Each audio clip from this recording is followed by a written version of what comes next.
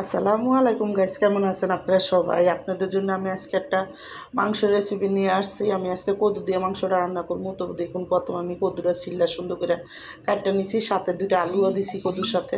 তো এইখানে দেখুন আমি বেশি করে 1 কাপের মতন পেঁয়াজ দিছি, আধা কাপ তেল দিছি, দিয়ে কিন্তু পেঁয়াজটা ভালো করে চুলার মধ্যে একটু দিয়ে সুন্দর মতন তেলটা গরম হওয়ার পরে দিয়ে একটু ভাঙ্গা চুড়ে দিলাম। পেঁয়াজটা হালকা এরকম লাল লাল হওয়া পর্যন্ত আমি একটু ভাজা নেব। যখন হালকা লাল লাল হয়ে যাবো 5-6 চামচের মতন আদা রসুন বাটা, 1-1.5 চামচ আমি হলুদের গুঁড়া দিয়ে দিলাম, 1 চামচের মতন নেব গরম মশলার গুঁড়া, 1.5 চামচ ধনিয়ার গুঁড়া, 1.5 চামচ মরিচের গুঁড়া একসাথে দিয়ে সুন্দর করে এখন স্বাদ মতো লবণ দিয়ে দেবো 1.5 চামচ। তো সব কিছু একটু বেশি করে দিলাম, দিয়ে কিন্তু একটা পানি দিয়ে দিছি, পানি দিয়ে এখন মশলাটা ভালো করে কষাই নেব। আর ওদিকে কদ্দুটা আর আলুটাও কাটা হয়ে গেছে গা। আর দেখুন এখানে আমি যখন ভালো করে মশলাটা কষায় নেব, তারপরে কিন্তু এখানে দেখুন আমি দেশি মুরগিটা দিয়ে দেবো। আমি এখানে কয়েকটা পাও, গিলা, কলিজা, ঠ্যাং সহকারে আসছিল, সব সহকারে একসাথে দিয়ে দিছি। দিয়ে মাংসের সাথে ভালো করে মশলাটা মিলাইয়া এখানে কিন্তু কদুটা আমি দিয়েছি, কদুর উপরে বোকাটা ফালাই দিছি, দিয়ে কিন্তু সুন্দর করে এখন আমি মশলাটা মিলাইয়া ভালো করে ডাইক্কা আমি মাংসটা রান্না করে নেব। আর যখন দেখুন ডাইক্কা এরকম হালকা পানি পানি কষানো হয়েছে বোগা, পানিটা উঠছিল, যে পানিটা শুকায় এরকম হচ্ছে, আমি বাদ দিয়ে আরেকবার লাড়া দিছিলাম। তো এখানে লাড়াচাড়া দিয়ে এখন আমি আরেকটু ডাইক্কা দেবো, যাতে আরেকটু ভালো করে পানিটা শুকায় যায়।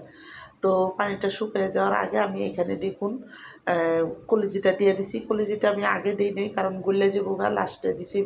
এখন কলিজিটা আর গলবো না। তো দেখুন এখানে যখন এরকম সুন্দর করে তেল তেল উঠে গেছে গা, তারপরে কষাইয়া আমি কিন্তু এখানে পানিটা দিয়ে দিব। তো মশলাটা ভালো করে আর একটু কষাইয়া নিয়ে তারপরে কিন্তু আমি এখানে একটা বাটিতে 4-5টা কাঁচামরিচ দিয়ে 1 বাটি পানি দিয়ে দিব।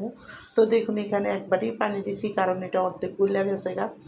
তো পানিটা দিয়ে এখন মশলাটা ভালো করে চারিদিকে লাড়াচাড়া দিয়ে তারপরে ডাইক্কা মাংসটা রান্না করবো। তা আমার এই কদু দিয়া মুরগির মাংসের রেসিপিটা যাদের পছন্দ তারা লাইক সাবস্ক্রাইব দিন, প্লিজ আমার ভিডিওটা বেশি বেশি শেয়ার করে দিন আর সাবস্ক্রাইব করে দিন।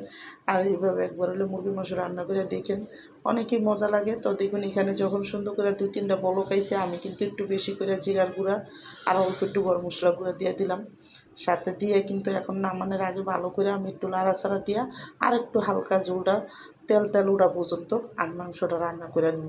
যখন হালকা তেল তেল উঠতে যাবো গা, তারপরে উঠাই দেবো। আমার কিন্তু এদিকে মাংস মাখা মাখা ঝোল হয়ে গেছে গা। তো নামানোর আগে একটু লবণটাও দেখে নিলাম, ঠিক আছে লবণটা।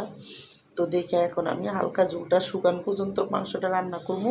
তো দেখুন এখানে মাংসটা কিন্তু সুন্দর মতন তেল তেল উঠে গেছে আর মাখা মাখা ঝোল ঝোল হয়ে গেছে। এখনই আমি মাংসটা নামাই দেবো, আমার রান্নাটা পুরো সম্পূর্ণ ক্লিয়ার। তো দেখুন এখানে আমি রেখে দিলাম।